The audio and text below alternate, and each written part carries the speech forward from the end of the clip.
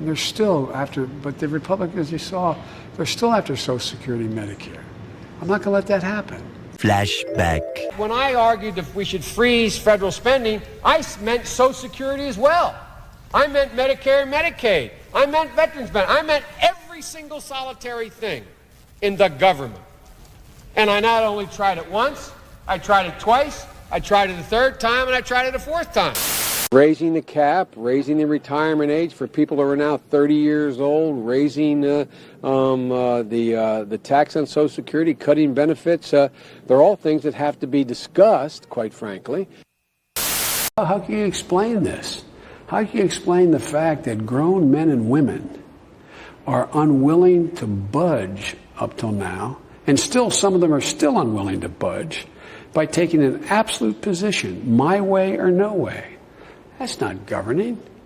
That's no way to govern. You can't govern that way. This is a cycle. I predict to you that a lot of those new members who came here with my way or the highway, they'll either be on the highway or they'll learn that they have to have compromise.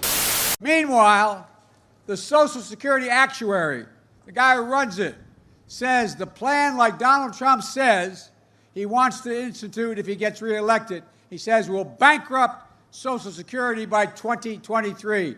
As my wife would say, Google it. You'll see what I'm telling you. And meanwhile, Trump publicly said, if he's reelected, he's going to defund Social Security payments. The actuary at Social Security Department said, if he does that, that will eliminate Medicare by 2023.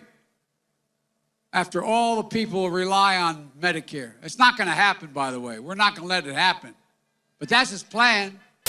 Biden is attacking, and the White House are attacking Republicans for positions that he once held on Social Security. We just heard that clip where he talked about wanting to raise the retirement age in the 1980s. That's something he said repeatedly, but it actually goes beyond that. Take, for instance, his attacks on Rick Scott and this sunset legislation. Now, sunsetting basically means that a program will get authorized for something like 4 years, and then if it's not reauthorized, they don't fund it anymore. That's hence where the term sunset comes from. Now, Biden introduced a bill in 1975 that did the exact same thing. It sunset all federal legislation without exemptions for Social Security and Medicare. And what's interesting about this is Biden's bill to do this sunset legislation, was the first ever of its kind. We just saw on the screen where he was basically boasting about how he sort of almost invented this concept of sunsetting at the federal level.